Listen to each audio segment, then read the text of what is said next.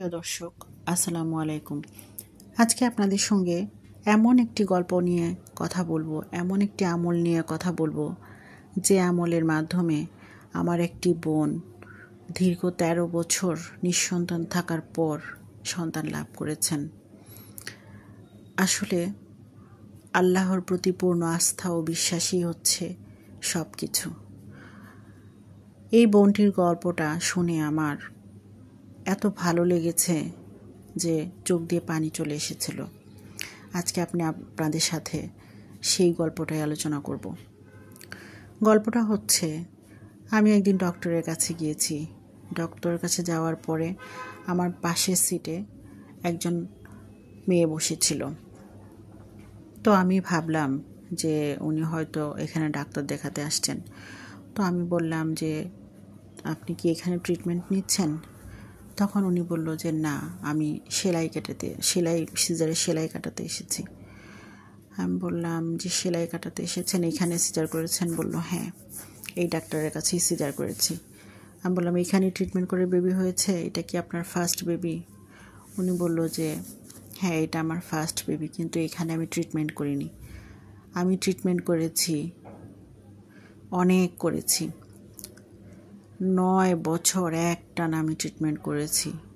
এমন কোনো ওষুধ বাকি নেই যে আমি খাইনি। কিন্তু এর ফলস্বরূপ আমার শরীরে শুধু অসুবিধাই হয়েছে, কোনো উন্নতি হয়নি। আমি অনেক কিছুই ভুলে যেতাম, আমার কিছুই মনে থাকতো না।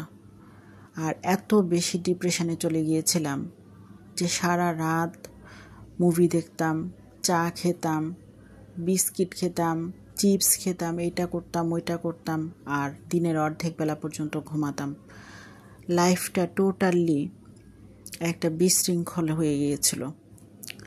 সেখান থেকে আমি একদিন হুট করে একজনের কাছে শুনতে পারি যে একটা আমলের কথা।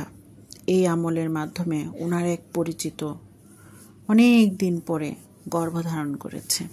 তো শুনে আমার মনে আশা জাগলো যে দেখি, আমি তো অনেক ট্রিটমেন্ট করিয়েছি, অনেক চিকিৎসা করেছি, এখন একটু আল্লাহর রাস্তায় গিয়ে দেখি আল্লাহ আমার জন্য কী রেখেছেন। উনি ওনার ফেসবুক থেকে সমস্ত ছবি ডিলিট করে দিলেন। আস্তে আস্তে পর্দা করা শুরু করলেন, নামাজ পড়া শুরু করলেন এবং নিয়মিত আস্তাগফিরুল্লাহ পড়া শুরু করলেন। ওনার জীবনের আমূল পরিবর্তন ঘটা শুরু করলো।